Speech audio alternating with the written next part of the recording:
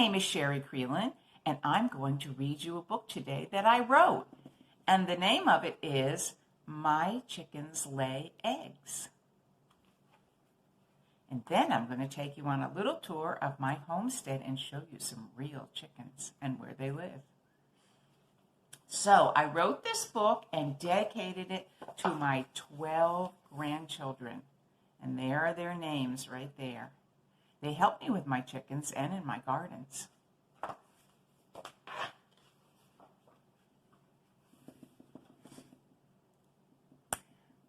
My name is Jenny. I am 4½ years old.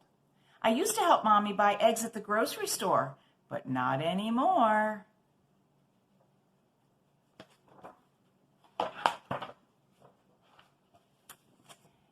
Now we have our very own chickens.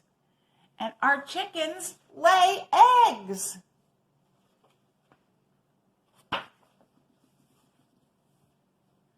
In the springtime, we bought 3 little fluffy baby chicks at the feed store. One was white, one was yellow, and one was brown.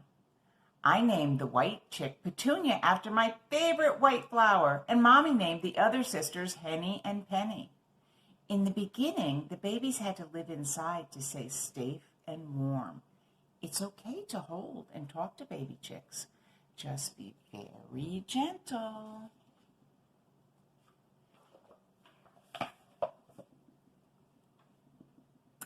While the chicks were growing up, we built them a beautiful chicken coop in the backyard. I helped. It was an exciting day when Petunia and Henny and Penny moved outside to their new home. They loved it. Come inside and I'll show you around.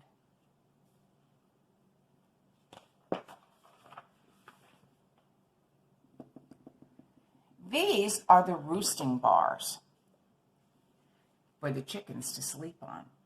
They like to sleep up very high to feel safe at night. And Mommy says that if chickens don't have a nice house, they will sleep way up in the trees.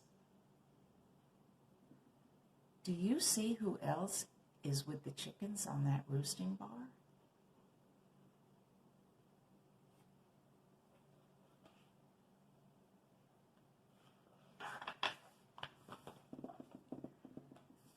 These are called the nesting boxes. Chickens like dark and cozy boxes to lay their eggs in. Petunia lays 1 egg for me almost every day, and Henny lays 1 for Mommy, and Penny lays 1 for Daddy. We have 3 nesting boxes, and all the chickens like the one in the middle the best. Sometimes they try to crowd in together and lay their eggs at the same time. Silly chickens. Oh, who's up there?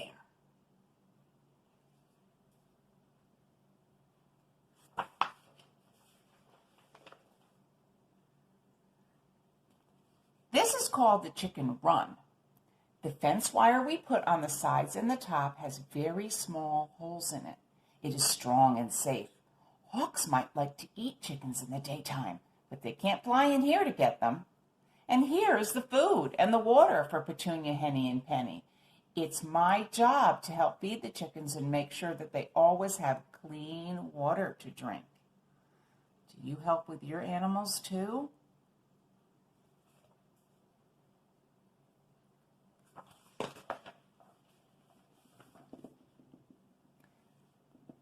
Sometimes, when we're out in the yard, Daddy lets the chickens out too. They love to scratch around for bugs and worms and green plants to eat. Petunia loves to help Mommy and me in the garden. Isn't she funny? What did she get to eat? Yes, chickens love worms.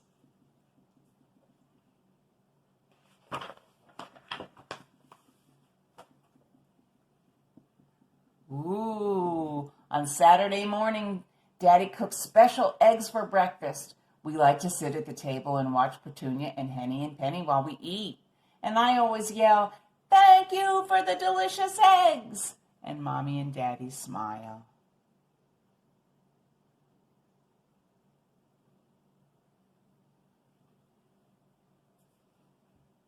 I hope you liked the story. And now you know a lot of things about chickens and how to take care of them. And in the back of the book, I have some special other little things about chickens that are very interesting and pretty funny sometimes. So I'll share them with you now. Chicken fun facts. It's fun to learn all about chickens and how to take care of them. A mother chicken is called a hen, a father chicken is called a rooster, and a baby chicken is called a chick. Chickens like to take dust baths, not water baths. They find a spot with loose dirt or sand, and they lay on their side and they flap their wings around and they spread the dust between their feathers. And they'll walk up to you and look all dirty and think, how is that a bath? But then they shake like a dog who went in a bath. Shake, shake, shake, shake, shake. And they shake all the dirt or sand off them and they're perfectly clean. Did you know that chickens have 3 eyelids?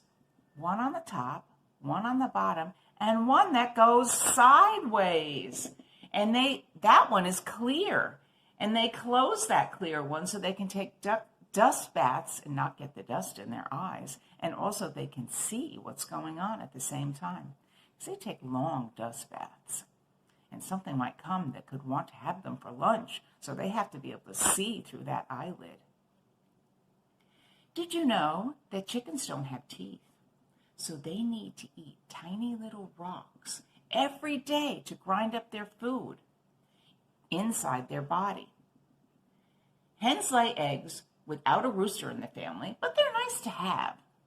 Roosters watch over the hens and the chicks, and they warn them if danger is near. They make very funny noises. Sometimes they call out very loud, but sometimes they just make little growls. And it tells all the chickens that there's danger near, and they run under things to hide. Roosters crow in the early morning to tell everyone it's time to get up. In the spring and fall, a hen might feel broody, and that means she wants to have babies.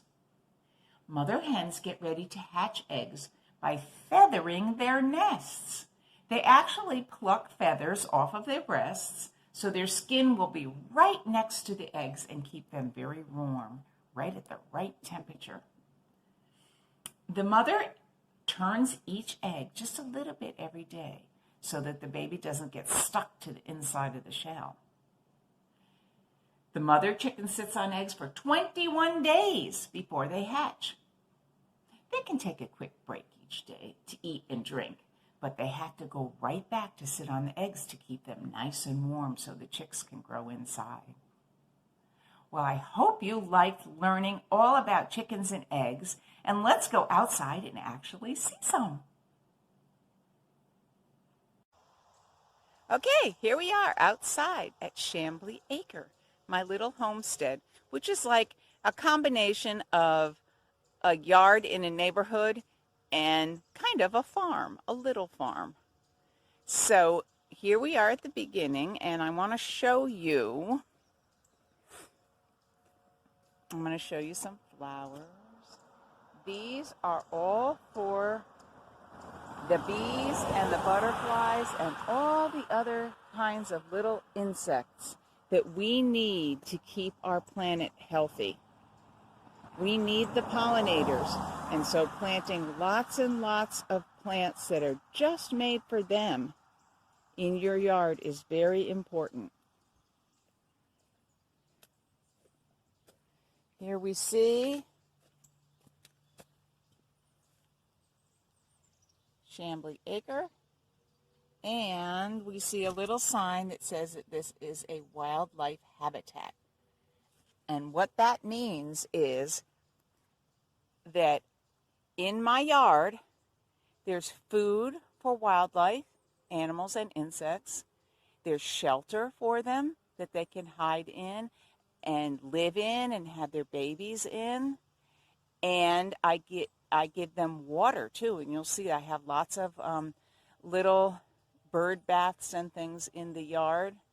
So my yard looks a little bit different maybe from yours, because mine takes care of everybody. Mostly the insects and the bees and the butterflies and the animals, not me. So let's go look around.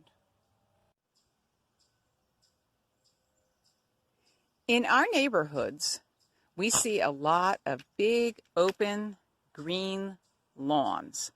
And they might look very pretty to us, but actually, did you know that they're not really good for the environment?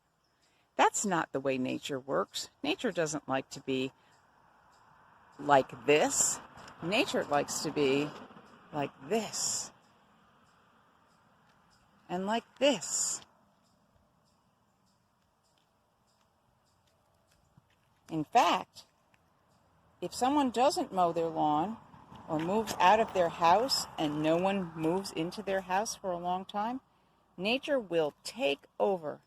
Nature does not like to have any bare spots. So it will be covered, and it will be covered with plants that are supposed to be growing in that area. So here in my front yard, I still have some lawn. I'm working on it a little at a time, but if you look very closely, most of this lawn is clover. And clover makes flowers, and it keeps making flowers over and over again. Here's a clover flower. And bees and other insects get food from there. So, this yard used to be all lawn, and now we have fruit trees, pears. That's a big fig tree there. And lots of wildflowers. And here we have a little bird bath. Well, you'll see there's rocks in the bird bath. Why are there rocks in the bird bath? That is so that when bees and butterflies come down, and flies, any kind of insect, comes down to get a drink, because everybody needs water, they can go in the little crevices and they can get a drink of water without drowning like they would. They might fall in if it was just water. And the birds can drink out of here too. So, let's go find those chickens and look at the chicken coop.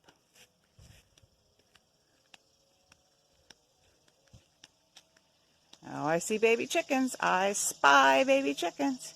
Black astrolopes, who are now 4 months old.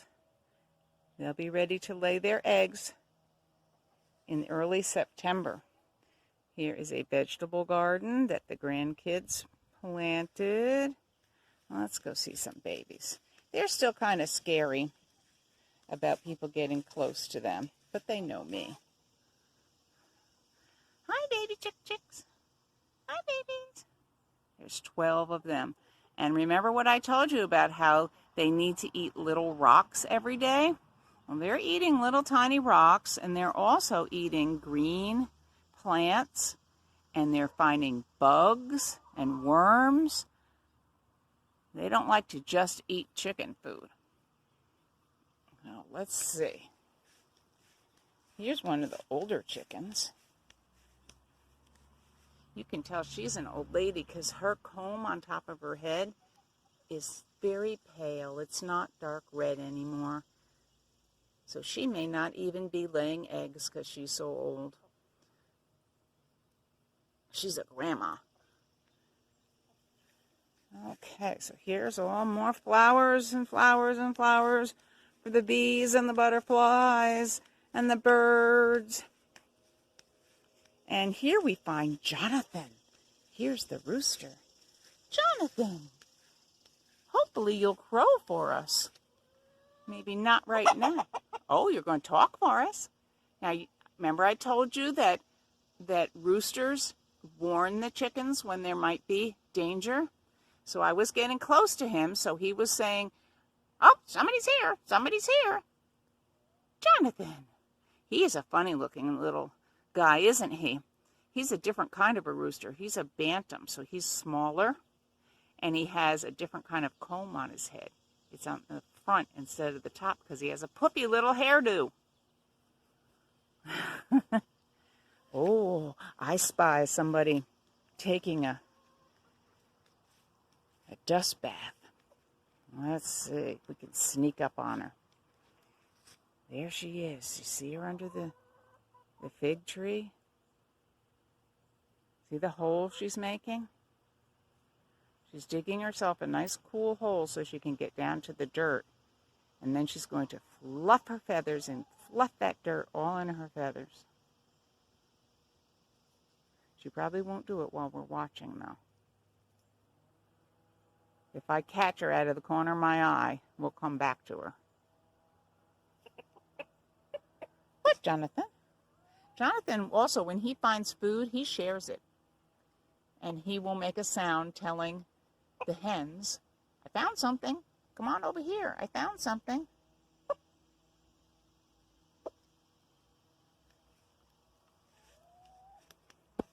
Okay, so right around the bend here is one part of the chicken coop. It looks kind of like the one in the book, doesn't it? This chicken coop closes up very, very, very secure. That means safe at night. There's very tiny hardware cloth on the windows, and everything shuts up so that no animal can get in, like a raccoon or an opossum or a coyote. Now, it looks terribly dirty, but this is what real life with chickens is. And if you want, you can paint the inside of your chicken coop all the time. But after a while, you just don't see this anymore. And it doesn't smell. Once a year, I do a big clean out in here. They have an old ladder to roost on. That's a roosting bar. They have their roosting bars. And at night, they poop down on the ground. And I put the wood shavings under there, so they're easy to shovel out. And I put hay in the rest because that doesn't really get that dirty. So there's the roosting bars, and here, the nesting boxes. I have so many nesting boxes. Okay. And look, somebody's broody. Somebody else is broody. And they're not even sitting on eggs, but they want to stay in there all day. Nature is telling them it's time to make babies. But I'm going to take her out. You can take a good look at her. She's going to take a chance to go out, get some water and some food. You going to go get some water and food? Because I'm in a trance. I just want to sit on my eggs or pretend I'm sitting on eggs. But somebody did lay some eggs today. There's one. And there's 2. 3 eggs so far. More will come. Okay, so now we have a door. This is an automatic door, which opens and shuts when the sun comes up and goes down. But this big door I have to open myself. So this is the run that Jenny was sitting in. And she was filling the water and the food.